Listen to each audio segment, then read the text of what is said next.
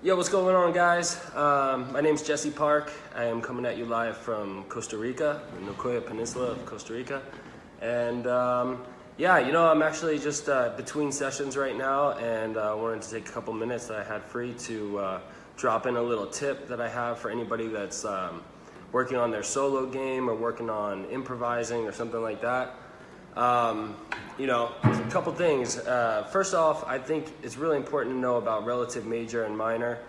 Basically, when you are playing in a certain key, if it's tonally centered around that one key, there's a major scale that's associated with it and a minor scale that's associated with it. It's kind of like a brother and sister, if you will. They both come from the same parents, but one's a dude and one's a chick. So one's major and one's minor. So today I want to kind of use the example of the key of C minor. A lot of times when guys are soloing, especially if you're first starting off, you're probably playing in a minor key.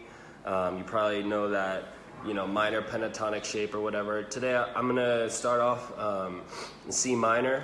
And like I said, if you don't know Aeolian, the Aeolian mode, or if you don't know the minor scale, which I recommend learning, you can still bust out just your pentatonic, right? So first I'll just play the pentatonic here from C, which is the 8th fret on the low E string.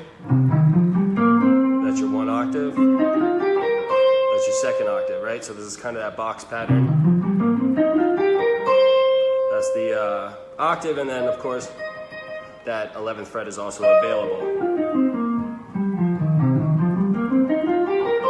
All right, whatever. So you know the pentatonic, right? Now if you know the minor, you can add those other notes in there to give it more color. So once again, I'm just in C minor here, right? So nothing new. Hopefully you already know this kind of stuff. But let's say we're jamming in the key of C minor here. I got a backing track right here. I'll just kind of, jump around on for a second. I don't know how the volume is, so hopefully it's okay. Let me know. So I'm just jamming around in C minor right now.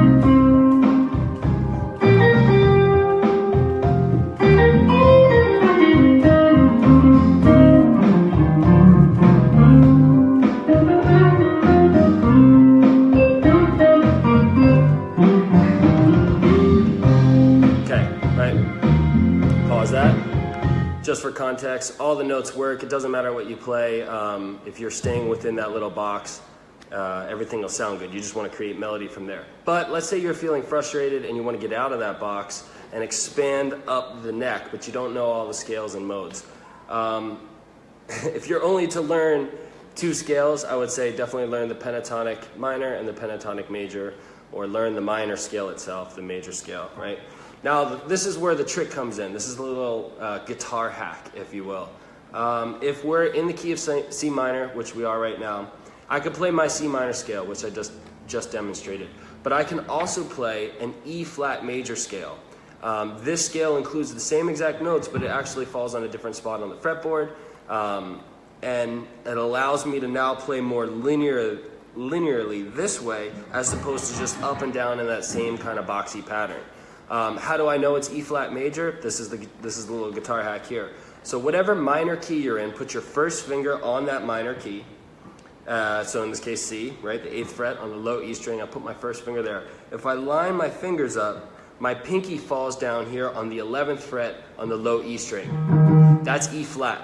So whatever note your pinky lands on, that's going to be the relative major to whatever minor key we're in. So example again, I was C minor, now my relative major, boom, boom, boom, boom, is E flat major.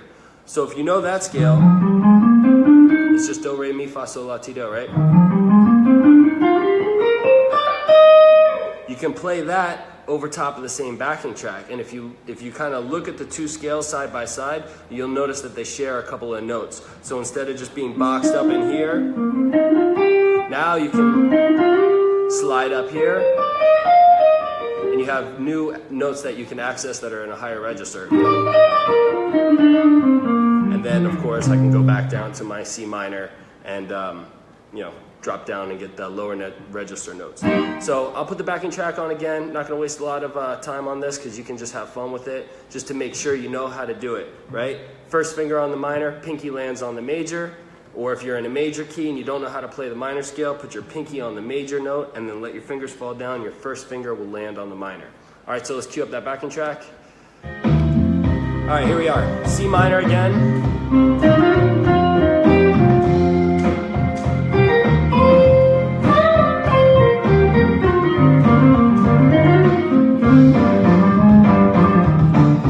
Now I'm going to go into my E flat major. Essentially, it's the same notes, but the way I'm going to phrase is going to change.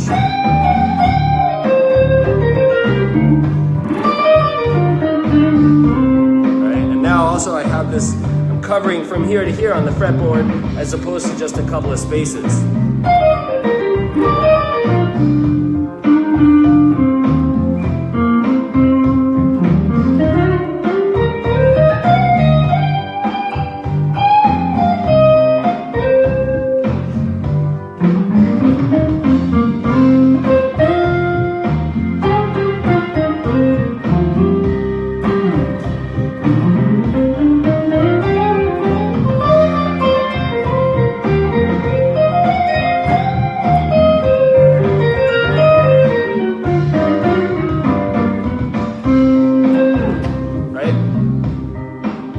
So like I said, you could just mess around with that as long as you want.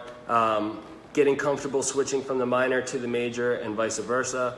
Another thing, like I'm just throwing notes out there right now, but it's really great to scat your solos. So I'll do another live video on that one time to help create motifs and rhythmic ideas within your melodies. So hopefully that was helpful. I hope you guys have a great day. Pura vida. Nos vemos.